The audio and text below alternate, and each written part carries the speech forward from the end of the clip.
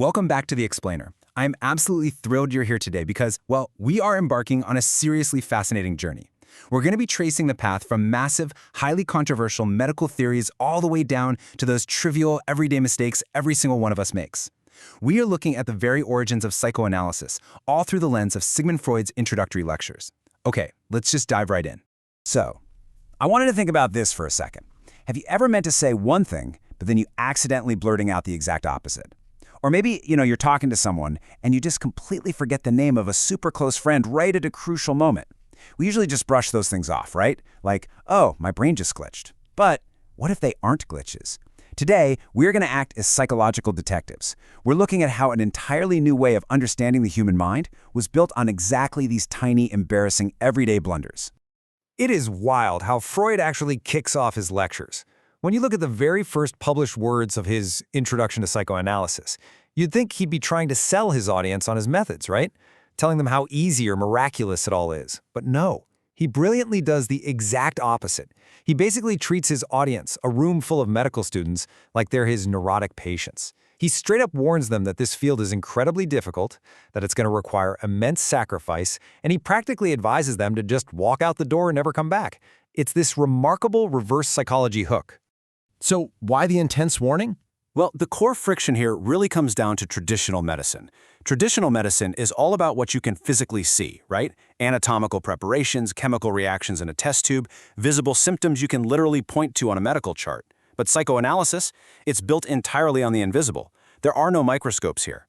There is only an interchange of words, the uncovering of an intimate mental life, and these deeply invisible processes.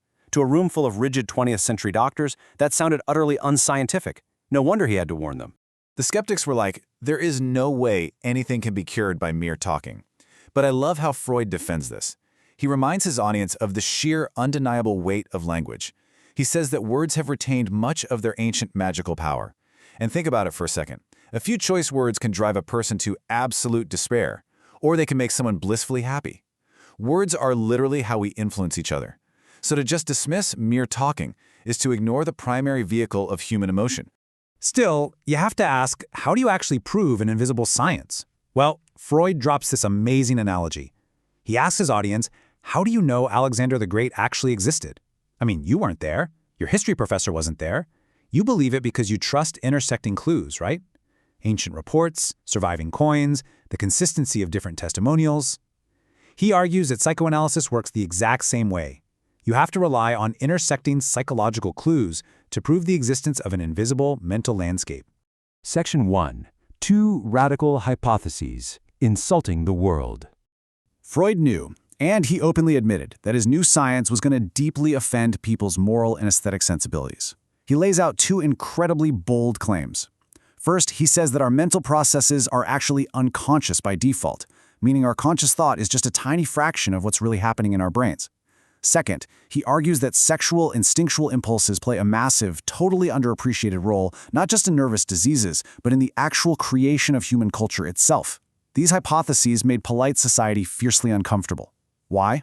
Because they directly threatened a core human belief, the comforting idea that we are always in total, conscious, rational control of ourselves. Moving on to Section 2, the power of trivialities, zooming in. All right, let's pivot here. How did Freud actually go about proving this invisible unconscious existed? Well, he zoomed way in on our everyday lives, focusing on what we now call PARAPRAXES. The German word for it is Fehlleistungen, which literally translates to faulty acts. These are everyday temporary failures in perfectly healthy people. We're talking about those slips of the tongue, misreading a street sign, mishearing what a friend just said, or temporarily mislaying your keys. These are the futilities, the tiny little blunders that traditional science just completely ignored. And you can see exactly how he sets this up right at the start of his second lecture, which is entirely dedicated to these parapraxes. Freud deliberately chooses to build his towering theory of the human mind not on severe illnesses or crazy delusions, but on relatable, everyday mistakes. He's asking his audience and us to stop dismissing these tiny errors as just mere chance. I've got to say, I absolutely love the detective analogy he uses for this. He freely admits he's studying the dregs of the phenomena world, but he argues, look, if you were a detective tracking a suspect, you wouldn't expect them to just leave a signed photograph at the crime scene, right? Of course not. You'd have to rely on a faint footprint in the mud or a discarded match, slight and obscure traces. A psychoanalyst does the exact same thing. They look at a trivial slip of the tongue to track down the hidden unconscious mind. Which brings us to Section 3, debunking the attention theory. Now, naturally, Freud's critics had their counterarguments ready, mostly relying on our standard everyday excuses. When we make a slip of the tongue, what do we say? We say, oh man, I'm just so tired today, or I feel a migraine coming on, or it's sorry I was just distracted. Now, Freud doesn't deny these physiological states are real. He totally agrees they divide our attention. But, and this is a big but, he argues that a lack of attention does not explain why the specific mistake took the exact shape that it did. And here's an example that brilliantly exposes the flaw in that attention theory, the virtuoso pianist. Just picture an expert pianist flying through a really complex piece of music. They are hardly paying conscious attention to their fingers, right? The action is completely automated. If a simple reduction in conscious attention is what causes us to bungle our actions, well, that pianist should be making mistakes constantly. Yet, ironically, it's often when we pay the most strict attention to something that we end up tripping over our own feet or our own words. Or take this hilarious old story about the demon of misprints. There was this newspaper that meant to print the word Kronprinz, which means crown prince, but instead they accidentally printed corn prince, meaning corn prince. Okay, bad enough. But the next day, trying to issue an apology and paying intense, hyper-focused attention to fixing the error, they accidentally printed Knorr-Prince, which translates to protuberance prince. It just goes to show that some mistakes stubbornly resist our conscious focus, which strongly suggests there's a totally different force at play. Let's dig into the anatomy of a slip. So, if it's not just a simple lack of attention, what are the mechanics behind it?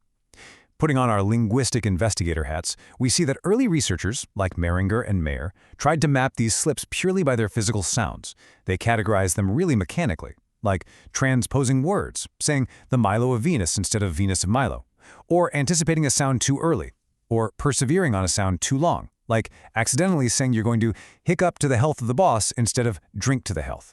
It's a neat mechanical view for sure, but as we'll see, treating these as just random phonetic errors doesn't give us the whole picture. To prove that there's an actual, deeper, psychological intent hiding in these slips, Freud tells this great story about a super nervous young stage actor making his debut. During rehearsals, this veteran actor decides to play a prank on the poor guy. He repeatedly suggests this silly, rhyming alternate line to the nervous rookie, basically planting a thought deep in his mind. So the rookie is supposed to march out and dramatically announce, "The constable sends back his sword."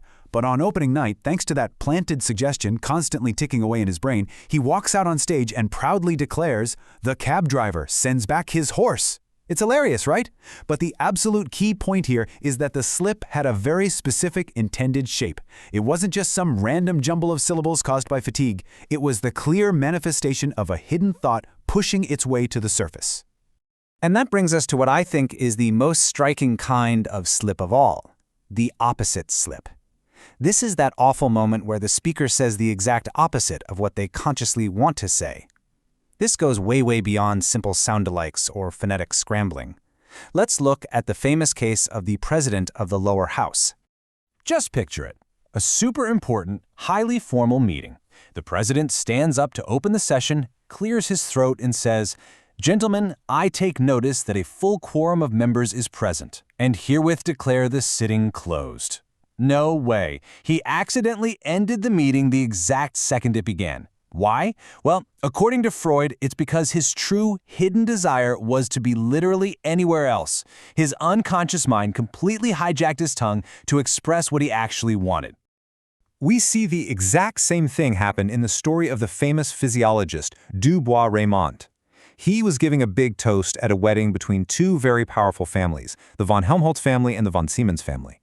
But instead of toasting the happy new couple, he raised his glass and cheered for Siemens and Halske, which was the name of a very famous old corporate firm. A deeply familiar association totally overrode his conscious intention, revealing exactly how our brains store and prioritize these hidden connections. So as we wrap up this explainer, I want to leave you with something to really think about. We've seen that according to the source material, the futilities of life, the little mistakes, might actually be profound clues. The next time you lose your keys, misread a text message, or call someone by the completely wrong name, is it really just random chance? Or is your unconscious mind slipping right past your defenses, trying to tell you something you aren't quite ready to admit? Be your own psychological detective and keep learning. Thanks for hanging out with me on this explainer.